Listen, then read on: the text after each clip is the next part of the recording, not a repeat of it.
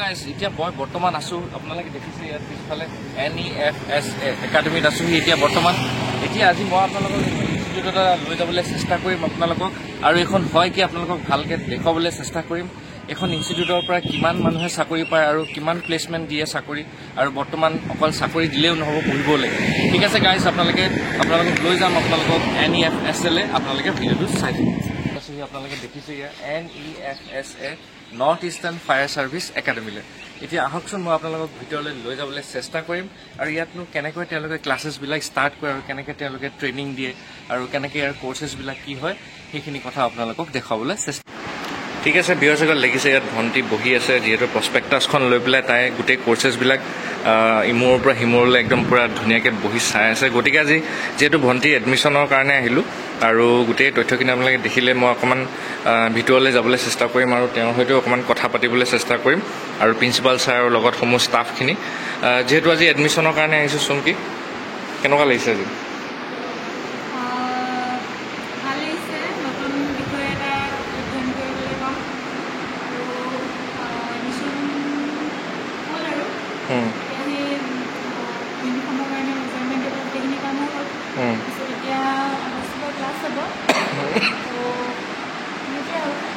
আচ্ছা এডমিশ্যনৰ কাৰণে আৰু কি কৰিলে প্ৰথমতে মেজাৰমেণ্ট হাইটটো ল'লে ন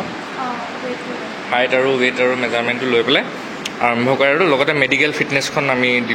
দিব লাগিব বুলি কৈছে তাৰপিছতহে আমি এডমিশ্যনটো ল'ব পাৰিম হয় নাই তাৰপিছত আৰু যিহেতু এতিয়া ভালকৈ পঢ়িব লাগিব তই চাকৰি এটা ল'ব লাগিব এতিয়া ইমান কষ্টত আমি আহিছোঁ যিহেতু এবাৰ নতুন যিহেতু অধ্যয়ন কৰিবি আৰু লগতে এবাৰ কোৰ্চটো লৈ লোৱাৰ পিছত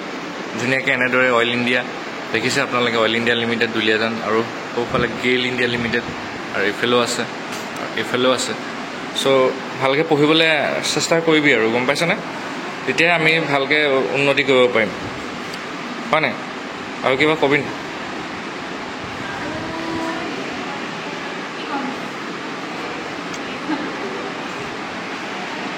NEFSA এয়া দেখিছে প্ৰস্পেক্টাছ মই অকণমান ষ্টুডেণ্টৰ বিষয়ে অকণমান জানিব বিচাৰিম তোমাৰ নামটো কি নমস্কাৰ মোৰ নাম কবিতা চন্দ্ৰ মই ক'ৰ পৰা আহিছা জোনাই পৰা আহিছে আচ্ছা তুমি এতিয়া কোনটো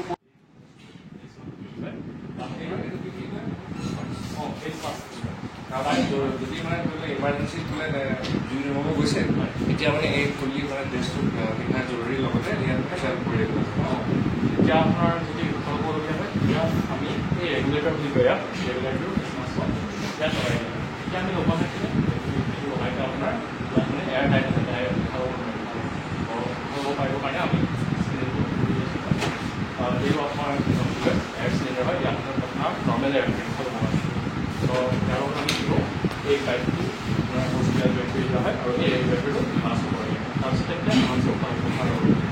মানে এতিয়া মানে ধৰি লওক যিকোনো ইমাৰ্জেঞ্চি ক্ষেত্ৰত তেওঁ মানে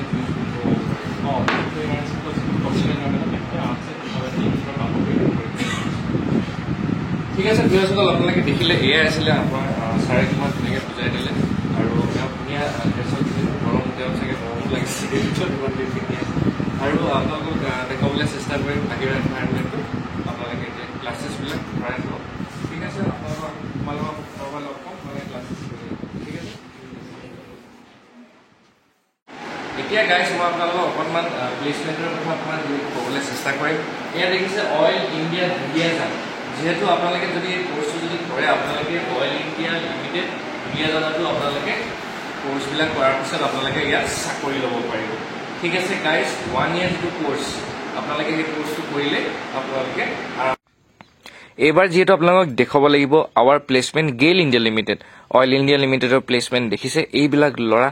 সোনকালে তেওঁলোকে 99.9% যদি আপোনালোকে ইয়াত এই ডিপ্ল'মা কোৰ্চটো যদি কৰি যায় তেতিয়া আপোনালোকে এনেদৰে আপোনালোকৰ নাম আৰু পোষ্টাৰৰ সৈতে ইয়াত থাকিব আৰু মেইন ইম্পৰ্টেণ্ট কথাটো হৈছে চাকৰি যিহেতু আমাক চাকৰি লাগে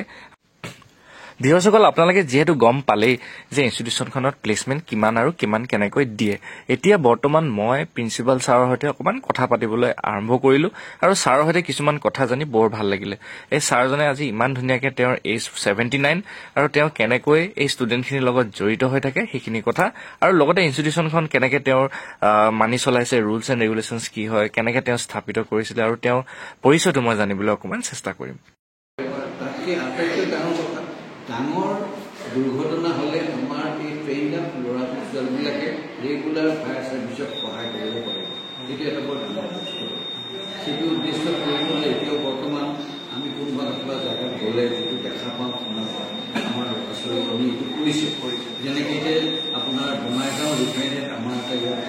এই কোৱালিফাইড পাৰ্টি এটা গৈছে ঠিক ডিগবৈ ৰিফাইনেৰীটো ব্ৰেকডাউনৰ সময়ত আজি 2 বছৰ আগতে আমাৰ ট্ৰেইন আপ ল'ৰাবোৰ গৈছিল এদিন নিশা ডিগবৈ ৰিফাইনেৰী হঠাৎ এটা ইমাৰ্জেঞ্চি ডিক্লেয়াৰ হওঁতে তাত ইমিডিয়েটলি এটেক কৰিব সময়ত আমাৰ ল'ৰাখিনি আছিলে ৰাতি 11:30-12 বজাত তৎক্ষণাত এটেক কৰিছে সেই গেছটো লিক হ'ব নাপালে এটা বেছি অকণমান আৰম্ভ হৈছিল জুইটো লাগিব নাপালে হিট হৈ আহিছিল সেইখিনি মানে আমি দেখিলোঁ যে ট্ৰেইন আপ জড়িত মানুহৰ দ্বাৰা কিমানখিনি মানে আমাৰ বস্তুৰ লগে লগে আকৌ ইয়াত অলপ দিন আগতে আমাৰ কোনোবা এনেকুৱা নেতা সম্বন্ধীয় কোনো মানুহ আহিছিলে আমাৰ পুলিচৰ লগত সহযোগিতা কৰি যোৱা বছৰ আমাৰ ইয়াত গ্ৰুপ গৈছিলে পুলিচৰ লগত সমানে এই লৰাই নৰ্দাৰ বিদ্যুৎ নাকটা কৰি দিছিলে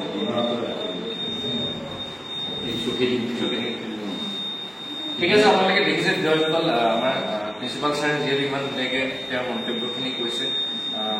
কলেজ স্কুল ইনষ্টিটিউশ্যনখনৰ কথা আৰু ইয়াত তেওঁ এইটো কথা মেনশ্যন কৰিছে যে আমাৰ ছাত্ৰ ছাত্ৰী বহুতে নাজানে আৰু প্লাছ বহুতে নাজানিছিলে যে north east fire safety management কৰ্চটো ডিব্ৰুগড়ত আছে আৰু গতিকে এইটো প্ৰথম ডিব্ৰুগড় প্ৰথম চ' যিহেতু আপোনালোকে প্ৰথমখন কলেজ হয় আৰু 2017 তেওঁলোকে এষ্টাব্লিছ কৰিছিলে আৰু এতিয়া বৰ্তমান 2024 আৰু 7 বেচ বুলি তেওঁ কৈছে এতিয়ালৈকে পাঠ্যক্ৰমটো চলি আছে তাৰমানে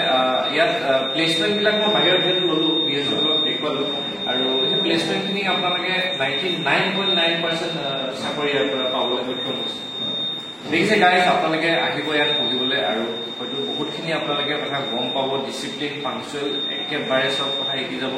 আৰু যিহেতু আপোনালোকে গম পায় যে আমাৰ ইণ্ডিয়াত ভাৰতত বিশেষকৈ মেইন প্ৰব্লেমটো হৈছে ছাৰে যিহেতু ক'লে যে জুইৰ পৰা বহুত ঘটনা ঘটিছে আৰু সেই ঘটনা জুইখিনিৰ কাৰণেহে মানুহ বহুতখিনি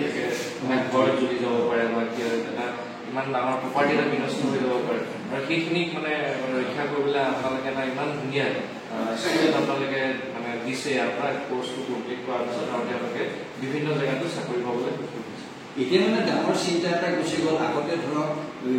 প্ৰশিক্ষণ লোৱাৰ পাছত প্ৰত্যেকে অফিচে দৌৰিব লগা হৈছিলে এতিয়া আকৌ প্লেচমেণ্টটো আমাৰ ইয়াৰ পৰাই গুচি যায় 100% হ'বলৈ পোৱা নাই এইটো কাৰণে কি ইয়াৰ মাজত কিছুমান ল'ৰা আছে নহয় ঘৰৰ দুৱাৰমুখত চাকৰিটো বিচাৰে সেইকাৰণে 99% কিছুমান ল'ৰা আছে বাহিৰত পঠালে নগৈছে আমাৰ এইটো ডিব্ৰুগড়ৰ খণ্ড ল'ৰা যদি পোৱা যায় বঙাইগাঁও চাহ বৰ দূৰ নাযাওঁ মা অসুখে কিন্তু আমি কিছুমান -0.% হ'ল 100%ই গৈছে তাৰমানে গাইজ দেখিছে 100% বুলিহে ক'ব লাগিব কাৰণ 99.9% যিহেতু ছাৰে বুজাই দিলে যে কোনখিনি কেনেকৈ মানে যিটো ঘৰৰ ওচৰত যদি আপুনি লোকেল এৰিয়াত বিচাৰিব পাৰে বা নিজৰ ডিষ্ট্ৰিক্টত বিচাৰিব পাৰে তো সেইখিনি কিছুমান প্ৰব্লেমছ থাকে সেইখিনি নালাগে কিন্তু হ'লেও চাকৰি এটা যিহেতু আজিকালি লাগে আৰু 99.9% চাকৰি যিহেতু আপোনালোকে যদি ভালকৈ পঢ়ে আপোনালোকে নিশ্চয় চাকৰিটো ল'ব পাৰিব আৰু আপোনাক সঁচাকৈ ছাৰৰ লগত কথা পাতি বৰ ভাল লাগিলে এয়া লাষ্টত শেষত মই অকণমান তেওঁলোকৰ ট্ৰেইনিং পিৰিয়ডখিনি অকণমান দেখাবলৈ বিচাৰিছোঁ লগতে এয়া হৈছে তেওঁলোকৰ আউটডোৰ ক্লাছ এতিয়া আউটডোৰ ক্লাছত তেওঁলোকে ধুনীয়াকৈ কেনেকৈ শ্বুটবিলাক পিন্ধিব লাগে আৰু কেনেকৈ তেওঁলোকে ৰেস্কিউ কেনেকৈ কৰিব লাগে কেনেকৈ বস্তুবিলাক পিন্ধিব লাগে আৰু কেনেকৈ কিছুমান ছিষ্টেমত কেনেকৈ এয়া দেখিছে আপোনালোকে ইউনিফৰ্মযোৰ আৰু লগতে তেওঁলোকক কেনেকৈ ট্ৰেইনিং পিৰিয়ডত কেনেকৈ কি কৰিব লাগিব আৰু সঁচাকৈ এনেদৰে তেওঁলোকক আমি চেলিউট দিব লাগে কাৰণ এওঁলোকৰ নিচিনা মানুহ আমাক লাগে আৰু যিহেতু আপোনালোকে গম পাইছে জুইৰ পৰা বহুত এনেকৈ ক্ষতি নষ্ট হৈ যায় আৰু লগতে এওঁলোকক চেলুট দিয়াৰ কাৰণ হৈছে এওঁলোকে ইমান কষ্ট কৰি পেলাই গোটেই ৰিক্স বডিত ৰিক্স লৈ পেলাই তেওঁলোকে কামখিনি কৰে আৰু আমাৰ জনতাৰ বাবে সহায় কৰে ঠিক আছে গাইজ, অকণমান তেওঁলোকক ভিডিঅ'টোৰ জৰিয়তে আপোনালোকক কিছুমান মধুৰ দৃশ্য দেখাবলৈ চেষ্টা কৰিলোঁ। এয়া দেখিছে তেওঁলোকে কেনেকৈ দৌৰি দৌৰি কেনেকৈ তেওঁলোকে ষ্টেপ আপ কৰি পেলাই নিজে জুই নমাবলৈ যাওঁতে ভিতৰলৈ কেনেকৈ যায়, এয়া তেওঁলোকৰ কিছুমান ট্ৰেইনিং ক্লাছেছ।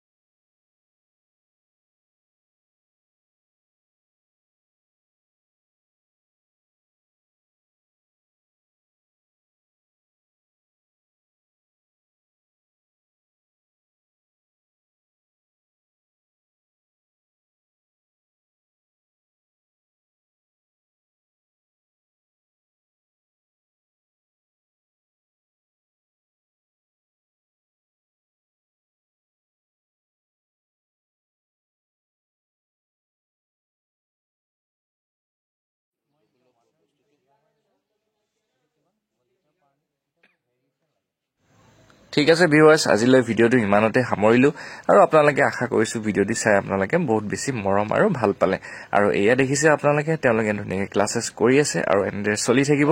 আৰু লগতে মোৰ ভিডিঅ'টো চাই থাকিব আৰু লাইক শ্বেয়াৰ ছাবস্ক্ৰাইব কমেণ্ট কৰিবলৈ নাপাহৰিব।